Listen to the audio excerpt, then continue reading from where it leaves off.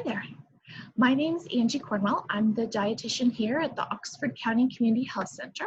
I do want to say thank you to Carly for inviting me to Beginnings. We usually do this at brunch and I get in your kitchen and we cook together, but today it's a little bit different and that's okay. I am actually going to start my timer so that I don't talk too long because I am at risk for that. I'll try to keep it to 10 or 15 minutes. I will also say that today we're going to be highlighting local and in-season fruits and vegetables. So you should have gotten or will be getting a large produce box from Produce Express. Plug. Great local company. Really excited about that. Unfortunately, because it's local and because they try to highlight local fruits and vegetables, I can't know what's going to be in your box the week it's going to be. So I'm going to guess. I gave Carly this resource. Let me see if I can get it close enough for you to see. Seasonal availability for Southwestern Ontario, so that the vegetables and the fruits that are usually available end of August, early September, I'm going to talk about those because for sure you're going to get some of those in there. I also pilfered my vegetable plot, so I've got a few things in here that we can talk about. I can't get much more local than that. For sure, it's in season because we're here. So first I'm going to talk about the Community Health Center. The Community Health Center, if you don't know it already, is in the old post office building on Peel and Metcalf. We are a doctor's office and we are community health. So we kind of combine the two. The great thing about the Community Health Center is you don't have to have a doctor or a nurse practitioner here to access the services. So when we get back to doing groups, this is my teaching kitchen. I do lots of fun cooking groups in here. Some of the recipes we're going to highlight today that I would totally have done with you guys if we were together. And then we also have counselors and physiotherapists and outreach workers and housing workers that everybody in Oxford County can access. And we do have satellite offices open usually, not right now, but Tillsonburg and Ingersoll also have offices. So dietitian services are totally free as long as you're in Oxford County, and you can call me directly. I'm going to do this too because I'm so high tech. That's my name and number. And I will make sure that Carly has that for you as well. You don't need a doctor's referral to talk to me as long as you live in Oxford County and we're talking about food. Your OHIP number covers my services, okay? So any questions about the Community Health Center, please don't hesitate to give me a call. Even if it's not for the dietitian, I can direct you to where we need to go. We're still quite a small team. I think there might be 25 of us. So we all know each other very, very well. We have a Facebook page and a YouTube page. We've been posting some videos, get to know our staff, that kind of thing. Check it out if you feel like it. So let's talk about a produce box. The produce box that you would get, there's a couple of ways that Produce Express works. Take a look at their website. It's really easily laid out, lots of easy steps. Carly, I think, aimed to get you guys a large box, which means you get what you get based on what is in season. I did contact Produce Express and they said they try really hard to make sure there's always some kind of tomato, some kind of lettuce, berries, or good snacking fruit. And then the other vegetables, it depends on what's in season. So I am going to highlight some of the things that I think will be in your box. And luckily, early September is the best time in Southwestern Ontario because almost everything is in season right now. If you take a look at the September list, I can list the things off. I've already done my homework. You are likely to get a combination of these things. Beans are in season, beets, broccoli, cabbage, carrots, cauliflower, celery, corn. I really think I'd be shocked if you guys didn't get a few cobs of corn in there, but I've been shocked before. Eggplant is in season, so this is one that I grew in my garden. I grow the little skinny ones because they're a little bit easier to grow and pick. They don't have big spikes on them.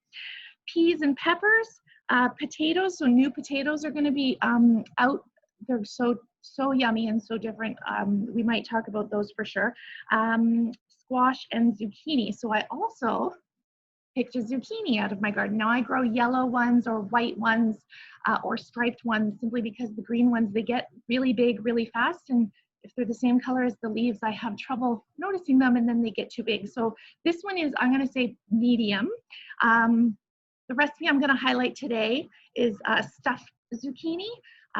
This is, I wouldn't go bigger than this. If I were buying zucchini, I'd pick maybe one that's only about that big instead, as tall as my hand, because they do get a little woody inside when they get too big. Well, let's just keep talking about zucchini. How about that? So when you're picking zucchini at the grocery store, you want to pick one that has a really smooth skin. When fruits and vegetables have been stored for too long, their skin gets a little loose and wrinkly, kind of like humans. So if you're like an apple that's been in the fridge too long, you get that kind of loose skin. You want to make sure it's good and smooth and good and firm. So I can't squeeze this. This is as firm as a really hard pear is what I would say. That's a good zucchini. Now I could just peel this. Oftentimes people peel it, chop it up, put it in soup or something. Absolutely, I could do that. I could also slice this up into little coins and put it on the barbecue. Delicious. You can marinate it first if you want. You can just put salt and pepper on it. You can put a little bit of barbecue sauce on it. Very versatile because zucchinis don't have a lot of flavor, so you can add your own. What I'm going to talk about today is if I were going to cut this, actually, maybe I'll just get a knife right now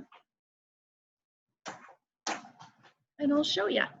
I hadn't planned for this, but I can do it because I'm in my kitchen and there's nobody around. So I'm going to cut the end off just a little bit because it's a little pokey and weird. And I'm going to slice this right down the middle. Well, almost in the center. And it looks like this. So what you can do, all those little seeds, you can absolutely eat those. But if you scoop them out just with a spoon, nothing, I'm not using big fancy tools or anything like that. Let's see if I can get that sucker out of there as fast as I can while you're watching. I wonder if you can see that. It's made a little boat. Yeah. So I can stuff stuff in there, stuff other fruits or meats or cheese, highly recommend, and then bake this. Similar to stuffed peppers, and then I've got little zucchini boats. So the recipe that I've sent for Carly is called stuffed zucchini boats with beans. So I have used beans or lentils in the recipes because then I don't have to worry about meat. Meat is the most expensive thing, so I try to make sure I've got alternatives, but I still cover all my nutrition bases. I've got my protein from my beans. Now you could absolutely get a rice and beef mixture in here, whether it's like a cabbage roll mixture or a stuffed pepper mixture, and put it in here. Really, really tasty stuff. And then of course when they get bigger than this, I would grate those up and bake with it. So baking zucchini muffins or zucchini cake, similar to carrot cake, it just keeps it moist and tasty. You can't really taste the zucchini. You can see it though, it's bright yellow or bright green. You're not hiding it from anybody, but it's really tasty. And if you have too much and you can't use it before it's gonna go bad, grate this up just with a cheese grater, or if you have a food processor, you go all the way through, very, very quick. And then freeze it. Squeeze out all the juices if you can, and then freeze it. And you can make zucchini muffins in February if you want to. Really versatile vegetable and underappreciated, I'm gonna say. Not delicious for eating raw, not gross. It's similar to a cucumber, but it doesn't have the same crispy crunchness or flavor. So oftentimes if I can make other things with it, I would chop that up and put it into an omelet, for example. That would be easy. There's lots of things that you can do with those, and at this time of year you can get them for almost as cheap as dirt, especially at the farmer's market. So let's just switch gears here to an eggplant. Oh, there goes my calendar. I tried to dress up the place for you guys and I used tape. Now you know that doesn't work. This is a long Japanese eggplant. They also have Italian eggplants. Those are the nice big round ones that are that dark, dark, dark, almost black purple color. All very similar. I find the long skinny ones, first they don't have the spikes on the end, and second, these ones the skin isn't as thick and isn't as bitter. So these ones are easier to make more delicious. I don't have to salt it or peel it or do anything. So I could slice this in half just like I did. I'm not going to because it browns. Slice it down the middle just like I did with my zucchini, and I can put that on the barbecue. And then I can flavor it with whatever salad dressing if I want to, or marinade if I want to. Really, really tasty. I could cut up into coins and bread them. And then I can, so once I've got breaded eggplant, I can make eggplant sandwiches, or I can make eggplant, essentially it's like eggplant lasagna, eggplant parmesan. So once I've dipped them, you got to kind of dip them in like a egg and milk mixture, and then bread them with some spices and some breading, and then bake them really, really hot so they get really, really crispy. Delicious. I've had quite a few people say, well, I don't really like eggplant. Try them breaded. Totally different story. Plain, just to eat this, not the most delicious, I would say, but if you chop it up, put it in sauce, put it on pizza, put it in casseroles, a really nice addition, and quite pretty as well. And because they talked about, I'm going to say cucumbers, simply because I have them in my garden and they're still going strong. If you get one, I hope you do. Not a lot of weird stuff that you can do. Cooked cucumber is terrible. So you're gonna eat this raw. But there's an important thing that I want to mention. Salad doesn't have to have green leafy stuff. You can make a salad just out of cucumber. You can make a salad, if you get green beans, for example, you can make a raw green bean salad. It doesn't have to have these leafy things in it. So if you do get some tomatoes and some cucumber, traditional, aren't those cute? They came out of my garden just now. Traditional Greek salad doesn't have lettuce. It just has cucumber, onion, tomatoes, feta, and olives, and of course olive oil and vinegar and lemon. But you can do that, and it doesn't have to be leafy. A lot of people don't like the leafy part. Leave it out. It doesn't have to be like that. And then what's the last one I wanted to talk about here? Oh, new potatoes. I don't know if you guys have ever tried potatoes on the barbecue. Really, really dead easy and tasty. So you want to make a foil packet. So what I do is I make a layer of foil this way, and then a layer of foil this way, and then I slice up my potatoes. I do slice them relatively thin so they cook faster. And then I'll put either butter or margarine or oil in there, just blop, blop, blop, blop, blop. Very scientific amount of fat in there. Spices if you like. So I will often choose some onion powder and some smoked paprika. That's my family's favorite right now. But you could put Italian spices in there. You could get it really spicy and get something nice and hot like a chipotle powder. And then you fold them all up, and then you barbecue it. And you have to flip it, I'm going to say every 7 to 10 minutes. Give it at least 20, 25 minutes. You get little crispy bits. You can hear it bubbling away in the foil. Open it up, it's like, I don't know if you guys remember Jiffy Pop, except it's not popcorn, it's potatoes coming out. Really, really tasty. People forget, you don't just put meat on the barbecue. You can put potatoes, you can put vegetables, you can put just about anything on there. You just have to watch what's gonna fall through the slats, I guess, eh? I would also easily, I talked about roasting zucchini or roasting tomatoes, for example. I would take these little babies, if I'm tired of eating them just like this, I'll give them a little coating of olive oil, maybe some salt and pepper, toss them in the oven really, really hot, like 400, 425, maybe even broil, and get them almost till they're black. So they start exploding actually.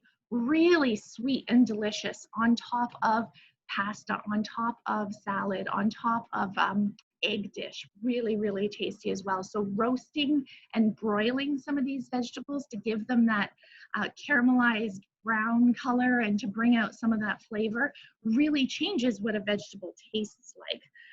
And then I can add this stuff to other things. So we talked about adding them to eggs, adding them to soup, adding them to casseroles or sauce so that I've got extra vegetables in there. I'm going to say, I'm not trying to hide them, because if you're trying to hide vegetables on your kid, they're going to find them someday. And once they find them, you lose your credibility and they don't trust what you're making anymore. Don't hide them. Make them big enough so they can pick them out, but they're in there because that's how I cook. And there will be a day one gets in their mouth and they might not hate it. And now all of a sudden they have a new thing that they like. Really, really important tip. So in terms of having stuff in season, so it's easier to get and a little bit cheaper, almost always cheaper. Seeing what the boxes are like, you can sign up per time, or you can kind of make it a subscription and they get delivered to your house. A very cool offer. And then trying up some different things. So I am going to send this recipe along to Carly so you guys can see it. Stuffed zucchini with beans. And if you don't want to use my stuffings, that's okay. Make up your own. Try something else. See what they've got on the interwebs. They've got fun stuff there too. I do highlight some of my spice blends in these recipes, so I will also send those recipes along as well. I hope that was fun. I hope that was helpful. I hope you get some of these vegetables in your box. Otherwise, that's just a fun talk about eggplant and zucchini and tomatoes and potatoes, hopefully. And the other things that you will get, you'll have to experiment. It doesn't hurt to experiment. That is for darn sure. I will also add this stuff to rice. Fried rice, easy. You can add any of this stuff too. I'm gonna call it because it's been 16 minutes and I know that I could keep going and I won't, but please check in with our Facebook page or our YouTube page, our YouTube channel, I'm sorry. We are posting stuff, and as stuff opens back up again and we're able to do cooking groups, we would do some of this stuff in here. And it is really quite a little bit different to get your hands dirty and try it out in my space when I've bought the ingredients, to get yourself a little bit of confidence and try it at home. I hope you guys have enjoyed and enjoy your day. Thanks for having me.